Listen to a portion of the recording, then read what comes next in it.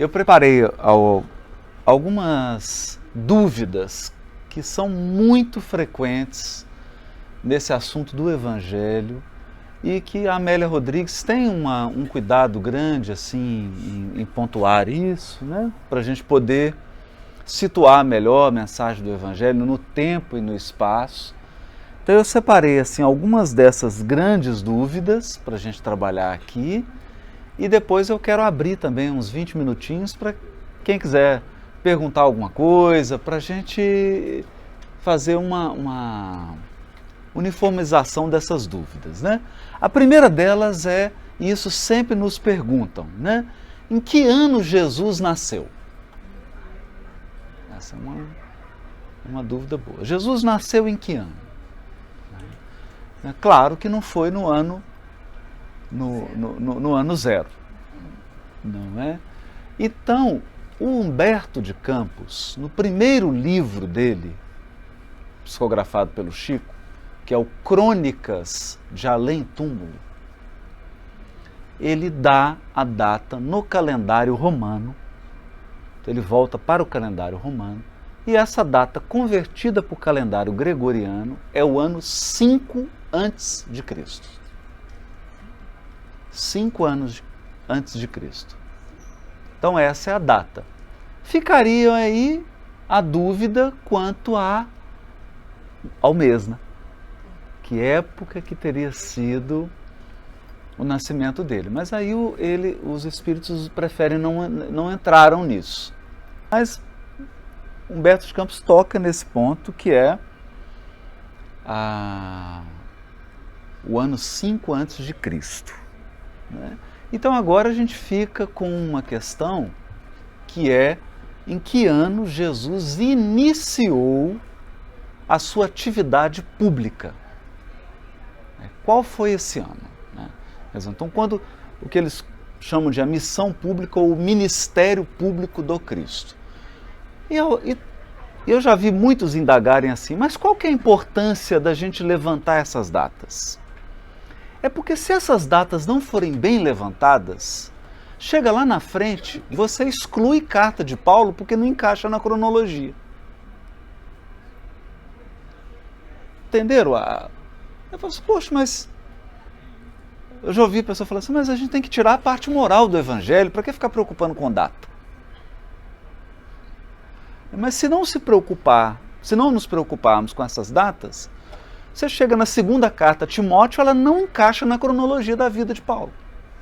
Segundo a cronologia padrão da teologia protestante e de parte da teologia católica, que colocam o início da atividade pública de Jesus no ano 27. Aí, no capítulo 3 do livro Boa Nova, muito sutilmente, isso é que é interessante, porque Humberto de Campos poderia ter escrito uma história e narrado as datas, né? Poderia ter dado as datas. Só que ele preferiu fazer o quê? Pulverizar essas datas e deixar para que o nosso cuidado, a nossa inteligência, busque a data sem fazer alarde e monte a cronologia. Apesar de que hoje já tem toda uma cronologia nova, que bate com essa data dada por Humberto de Campos, então não é mais uma opção assim fora da história. Mas na época que o Chico recebeu a obra, se alguém, historiador, examinasse, falasse assim, está errado. Está errado. Né? Acharia que está errado. Então ele diz assim no capítulo 3, nos primeiros dias do ano 30, olha isso, primeiros dias do ano 30, antes de suas gloriosas manifestações, avistou-se Jesus com João Batista. Então, quer dizer, primeiros dias do ano 30. Aqui está definido, então. Começou, porque esse é o encontro dele com João Batista no deserto. E fala o local, no deserto triste da Judéia, não muito longe das areias ardentes da Arábia. Então, que já mostra que o João Batista andava mesmo para aqueles lados lá da divisa ali, lá do Mar Morto, aquela região mesmo, né? É por ali que ele ficava. deserto que ele ficava nas meditações dele e tudo. Então, início do ano 30. Isso aqui é importante porque agora nós temos condições de trazer todo o Novo Testamento, porque a gente consegue, quando você faz uma comparação dos 4 evangelhos, Mateus, Marcos, Lucas e João, João dá algumas referências, Mateus dá outras, Lucas dá outras. Aí a gente consegue montar um quadro cronológico. E o João é importante porque ele dá as festas. Então, já que a gente sabe que começou no ano 30, né, nos primeiros dias do ano 30, então nós vamos ter uma Páscoa do ano 30, nós vamos ter uma Páscoa do ano 31, uma Páscoa do ano 32 e uma Páscoa do ano 33, que é quando ele será crucificado. Então são 4 Páscoas, que é uma dúvida. Já se escreveu quase que um mar Mediterrâneo de tinta para discutir quantas Páscoas ocorrem na atividade pública de Jesus. Como a Páscoa fica mais ou menos ali abril, maio, né Álvaro? A gente consegue, os primeiros dias, ele está aqui adaptando para o nosso calendário, primeiros dias do ano 30. Então Jesus pegou uma Páscoa do ano 30, 31, 32, 33. E como é que a gente sabe que a crucificação foi no ano 33? Aí nós temos lá no há 2000 anos, tem um capítulo que se chama A Crucificação, e lá ele fala, no ano 33. Aí a gente fecha as narrativas. Com isso, o que a gente consegue? Que vai estar disponível na próxima tradução. A tabela, porque aí a gente consegue colocar em ordem cronológica as passagens narradas nos evangelhos. Então você faz primeiro os evangelhos sinóticos, pega Mateus, Marcos e Lucas, depois você faz uma outra comparação com o de João, encaixa, e a gente consegue ter, no decorrer do ano, não, isso aqui aconteceu isso, aqui aconteceu isso, aí aqui aconteceu isso, por conta da narrativa de João das festas e de outros eventos que os apóstolos vão colocando, a gente consegue colocar em ordem. É muito interessante. Outra dúvida também que tem muito grande, já que você trouxe isso, já vou abordar, né? O mancebo rico da Amélia Rodrigues não é o doutor da lei mancebo rico que Jesus pede para ele largar todos os bens. Não é esse. É o outro lá de Lucas. Depois eu vou mostrar isso. Tem 2. Tem um que é o que faz as perguntas para Jesus, que ele cumpria toda a lei, cumpria todas as mitzvot, todas as ordenanças. Jesus fala, olha, você cumpre desde a infância. Então, vende tudo o que tem e me segue. Esse é o do Humberto de Campos. O mancebo da Amélia é o do Lucas, lá depois do capítulo 9, que é quando alguém chega para Jesus, pede para segui-lo e pede para cuidar dos seus bens. E aí Jesus fala, não, tem que ser agora. Mas como ele tinha muitos bens, ele não seguiu Jesus. Esse é o que a Amélia narra, né? Que morre na corrida de biga romana. É outro. Que já vê muita... Nossa, tem um choque aqui das mediunidades. Aí o povo já quer ver conflito em tudo, né? Mas não são personagens diferentes. Não é? Então, 30 ao ano 33, a gente, na próxima edição da tradução, a gente vai colocar a tabelinha, essa tabela bem bacana com os períodos do ano. Por quê? Porque se você ler o Paulo Estevão com atenção, você vai ver que o Emmanuel, ele pontua. Às vezes ele dá o ano, mas ele sempre dá a estação do ano.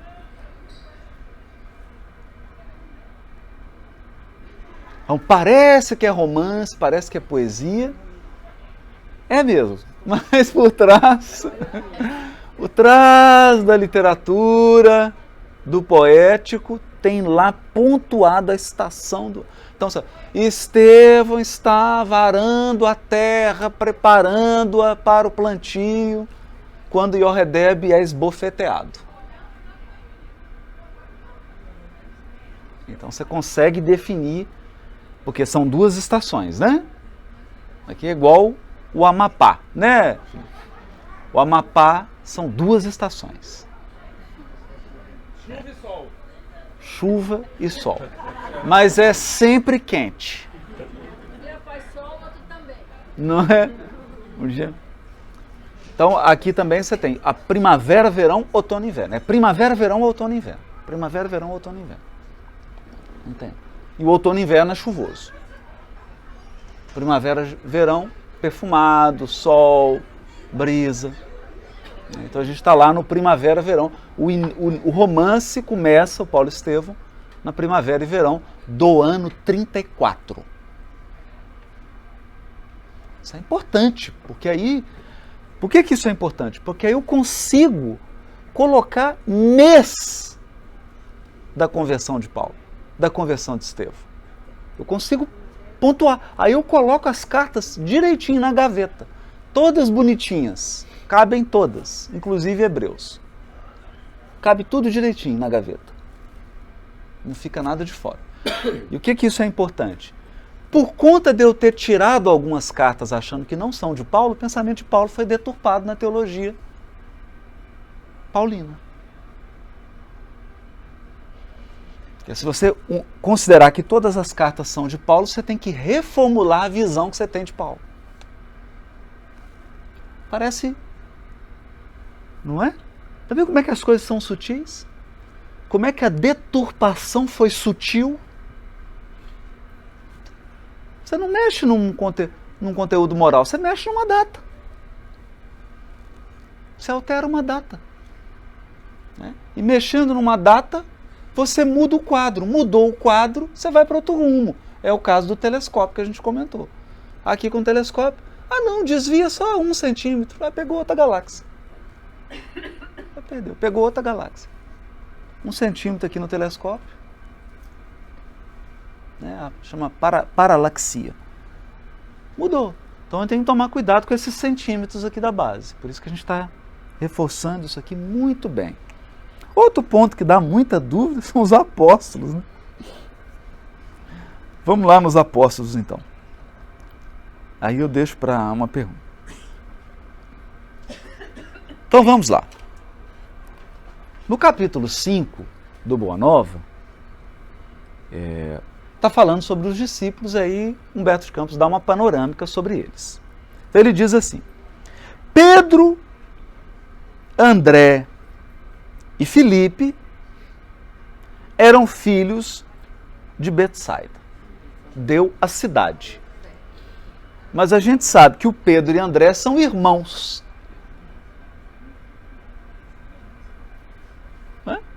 Pedro e André são irmãos. Que são os primeiros a serem chamados, né? Os irmãos, Pedro e André. São os apóstolos. E o Filipe. O Filipe, ou seja, os três são de Betsaida. De onde vinham igualmente Tiago e João, descendentes de Zebedeu. Esse aqui é o Tiago maior. É o que vai ser martirizado, e esse é importante, porque esse nós temos uma data. Ele foi martirizado no ano 42. Tiago maior, 42. Isso é muito importante. E aqui é o João Evangelista, filho são da família Zebedeu, né? Tem até o capítulo 4 aqui, é sobre a família Zebedeu. Aquele da mãe, a mãe, como é que fala, ela como é que chama quando você põe parente no serviço público? É o primeiro caso de nepotismo do Evangelho, né?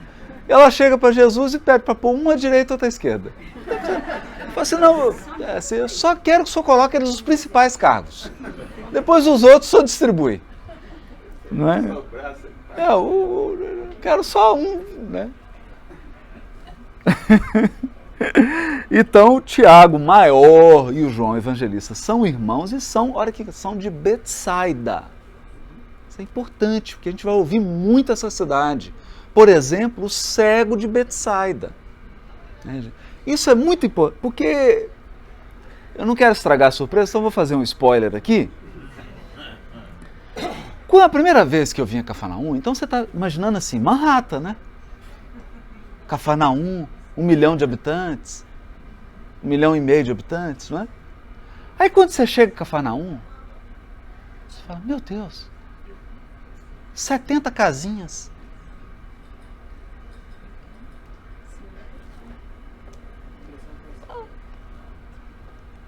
Então quando fala Betsaida, nós estamos falando de uma aldeia.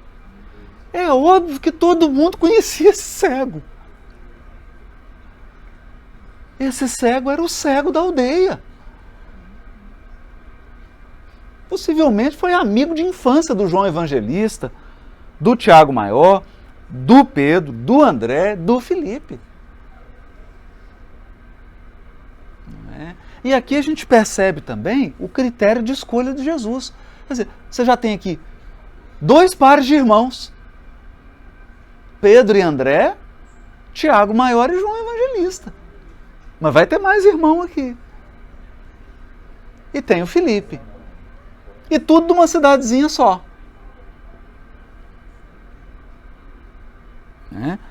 Aí vamos para os outros. Levi, Tadeu, que é o Judas. Tadeu não é o Judas de Iscariotes. Iscariotes é o lugar dele, né? Então, Levi, que é Mateus. Levi é Mateus, gente. Vocês vão olhar na internet, aí tem gente que põe dúvida. O evangelista Mateus e o Levi, não tem dúvida aqui, né? Levi é o Mateus. É o evangelista, coletor de impostos. Não é? Judas Tadeu e o Tiago. Esse aqui é o Tiago menor, lá da casa do caminho. Filhos de Alfeu e sua esposa Cleófas, não é Cleópatra, é Cleófas. Maria Cleófas, o nome dela. Maria Cleófas. E ela é parenta de Maria. Dá vontade. Hã? Pois é, aí ele fala assim, parenta. Dá vontade, se Humberto de Campos estiver aqui, pegar o óculos dele e não devolver. Parenta de Maria. Parenta o quê? Parenta. Prima. Eu iria no prima, mas porque não custava ele dizer. Eu vou dizer. Custava ele dizer. Pode ser de segundo, terceiro, primeiro. Então. Agora, olha o dado interessante aqui. Eram nazarenos. Então, observem. O evangelista Mateus é irmão do Tiago Menor, que é irmão do Judas Tadeu. Moravam em Nazaré, eram parentes de Jesus, cresceram com ele.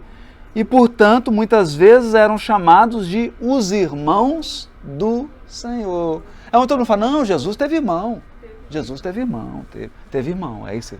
São os irmãos, está aqui no Evangelho. Aí pega todas as passagens onde está falando dos irmãos de Jesus. Mas as passagens do Evangelho que estão falando dos irmãos de Jesus, estão falando do Levi, do Tiago Menor e do Judas Tadeu, que não são irmãos. O problema é que é o Arri, em hebraico, ele pode também se estender, ao menos ao tempo de Jesus, a primo. Não é? E essa Maria Cleófas, saiu aqui. A Maria Cleófas, que é a esposa do Alfeu, são os pais desses 3 irmãos, 3 apóstolos. Então vocês vejam, gente, nós temos 3 trincas de irmãos, né? 3 grupos de irmãos, né? André, Simão, João Evangelista, Tiago Maior, e aqui Judas Tadeu, Levi e Tiago Menor. Menor porque não é que ele é melhor ou pior, é menor porque ele é baixinho mesmo. né, de Nazaré. Nazaré. Então eles eram chamados de irmãos do Senhor à vista de suas profundas afinidades afetivas.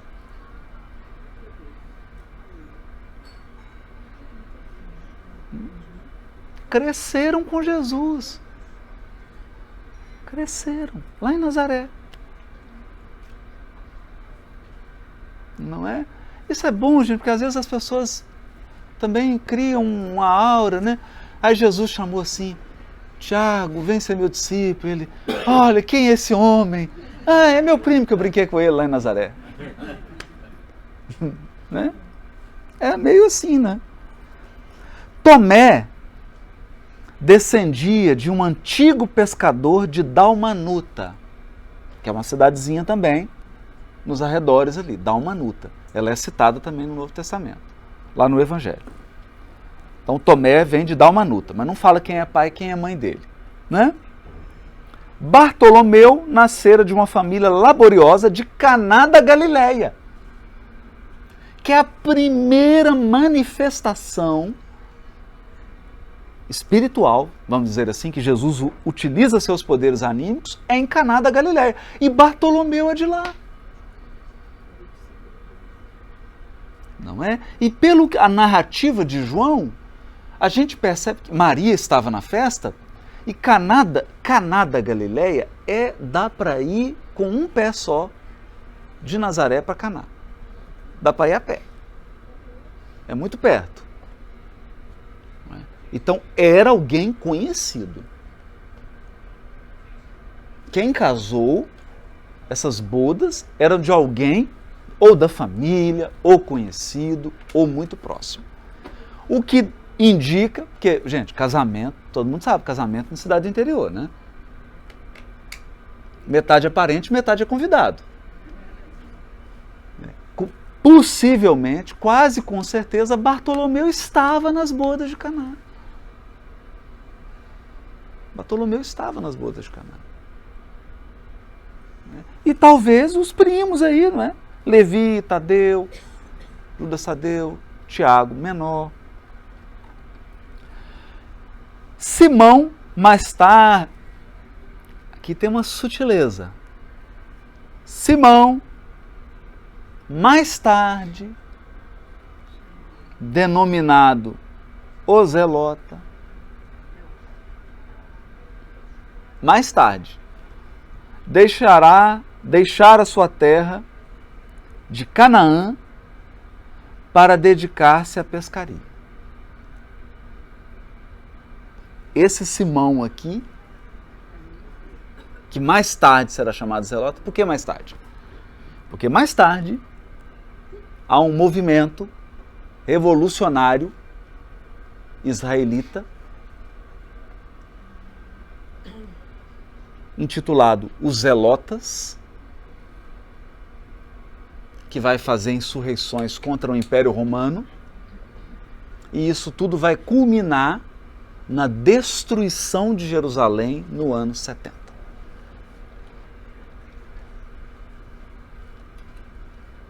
No ano 70. Então, a probabilidade desse Simão assim ser o que tirou a espada e cortou a orelha do soldado é gigante. E todo mundo acha que é o Simão Pedro.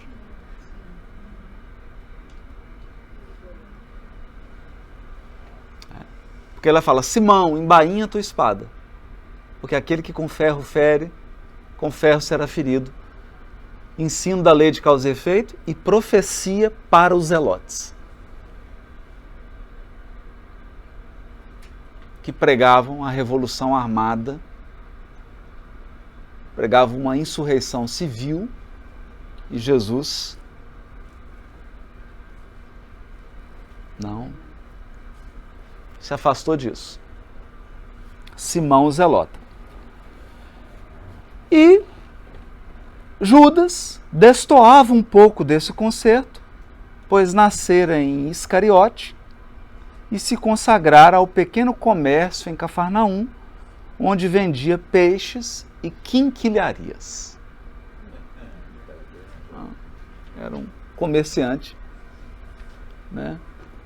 Ali de R$1,90, em Cafarnaum, vendia peixe, destoava um pouco do grupo, né? A gente vai ver, ele tinha alguns problemas familiares, né? Com o pai, com a mãe, com os irmãos, tem umas questões aí, né?